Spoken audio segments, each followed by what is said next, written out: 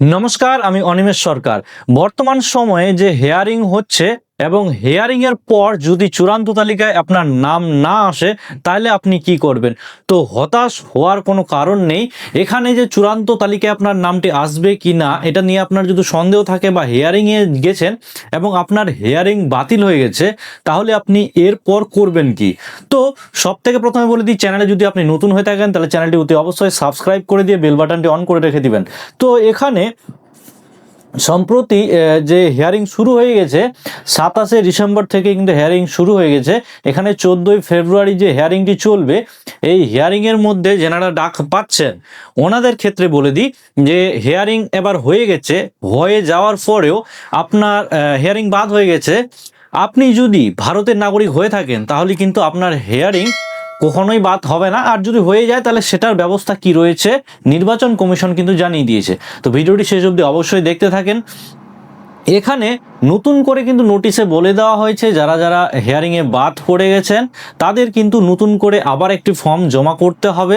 সেটা হচ্ছে 6 number form কিন্তু জমা করতে হবে। এই 6 নাম্বার ফর্মটি যখন ভরবেন আপনারা, তো এখানকার কিছু কিছু 4টা পয়েন্টস উনি বলে দিয়েছেন নির্বাচন কমিশনের তরফ থেকে, যে এই 4টা পয়েন্টস বা এই কাগজগুলো আপনাকে পুনরায় জমা করে ফর্মটি কিন্তু দিতে হবে। তো এর জন্য প্রথমে আপনাকে লোকালিটির যে আপনার বিএলও ছিল ওনার সঙ্গে আপনাকে প্রথমে যোগাযোগ করতে হবে এবং যে সমস্ত ডকুমেন্টসগুলো ছিল সেই ডকুমেন্টসগুলো আপনাকে নিতে হবে এবং তারপরেই কিন্তু যে ফর্মটি সেটা ফিল আপ করে কিন্তু জমা করতে পারবেন আপনি। তো হলো এই জিনিসটা। তো এখানকার যে ডকুমেন্টসগুলো ছিল এই ডকুমেন্টসগুলো কি কি ছিল, প্রথম যদি ডকুমেন্টস আপনাদের বলে দিই তাহলে কিন্তু মাধ্যমিকের অ্যাডমিট কার্ড, তারপর হচ্ছে বার্থ সার্টিফিকেট যদি থাকে সেটা, স্কুল সার্টিফিকেট, এই সমস্ত ডকুমেন্টসগুলো দিয়ে আপনি 6 নম্বর ফর্মটি ফিল আপ করতে পারবেন। ঠিক আছে। তো প্রথমে আমরা যে সময় করেছি, এই যে আমাদের ভোটার কার্ডের নাম উঠেছে সেখানে কিন্তু আমাদের মাধ্যমিকের যে অ্যাডমিট কার্ড সেটা দিয়েই আমাদের যেখানে জন্ম সালটা লেখা থাকে সেই জন্ম সালটা দিলেই কিন্তু আপনার যে আধার মানে ভোটার কার্ড সেটা কিন্তু রেডি হয়ে যেত।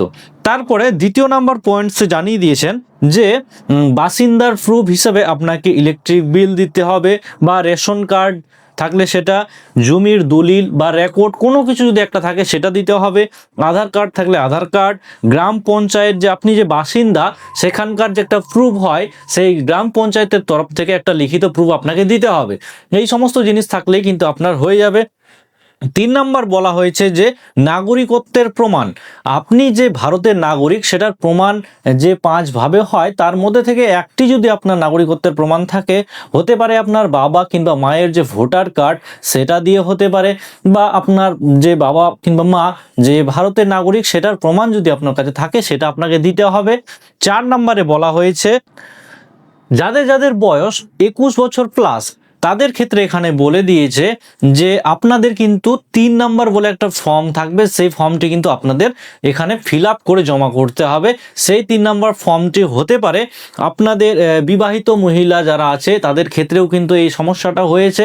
এবং এখানে একটি বিশেষ ধরনের কথা বলে দিচ্ছি, এখানে যেহেতু দুটো কথা বললাম, একটা 6 নাম্বার ফর্ম, একটা হচ্ছে 3 নাম্বার ফর্ম। তো 6 নাম্বার ফর্মটি যদি আপনার হিয়ারিং বাদ হয়ে গেছে এবং দ্বিতীয়বার আপনি ফর্মটি ফিল আপ করার জন্য দ্বিতীয়বার সুযোগ দেওয়া হয়েছে যে আপনাকে 6 নম্বর ফর্মটি ফিল আপ করে দিয়ে কিছু কিছু ডকুমেন্টস যেগুলো চাওয়া হয়েছে সেই ডকুমেন্টসগুলো যদি আপনারা দিয়ে থাকেন তাহলে আপনাদের হিয়ারিং কিন্তু সাকসেসফুল হয়ে যাবে এবং চূড়ান্ত তালিকায় আপনার নাম কিন্তু উঠে যাবে।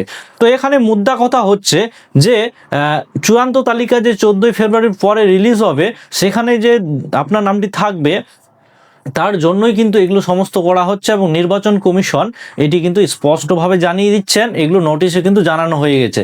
তো ভারতের নাগরিক যদি আপনি পিওরলি হয়ে থাকেন তাহলে কিন্তু কোনো ভয় হওয়ার দরকার নেই, কোনো না কোনো কাগজ বা কোনো না কোনোভাবে কিন্তু আপনার নাগরিকত্ব টিকে যাবে, এটা নিয়ে কোনো সমস্যা নেই।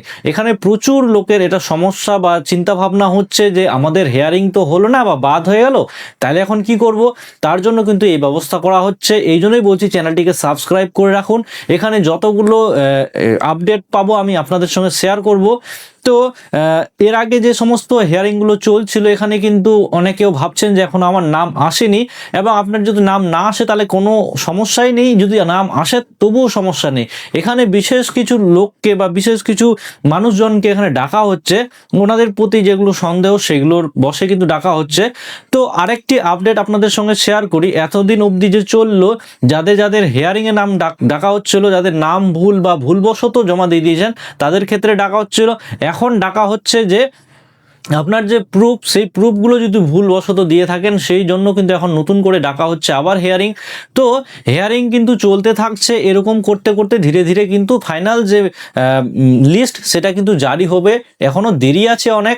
তো সকলেই সুস্থ থাকবেন, ভালো থাকবেন, এবং এখানে যে সমস্ত জিনিসগুলো বললাম সেগুলো আপনারা ধ্যান দিয়ে মনপূর্বকভাবে শুনে থাকবেন। তো চ্যানেলটির সঙ্গে জুড়ে থাকার জন্য চ্যানেলটিকে বেল বাটনটি অন করে রেখে দিন, আর কোথা থেকে ভিডিওটি দেখছেন অবশ্যই কমেন্ট করে জানাবেন। তো এই ভিডিওটি এখান থেকেই শেষ করছি, নেক্সট কোনো টপিক নিয়ে নেক্সট কোনো ভিডিওতে দেখা হচ্ছে, ততক্ষণ সবাই ভালো থাকবেন।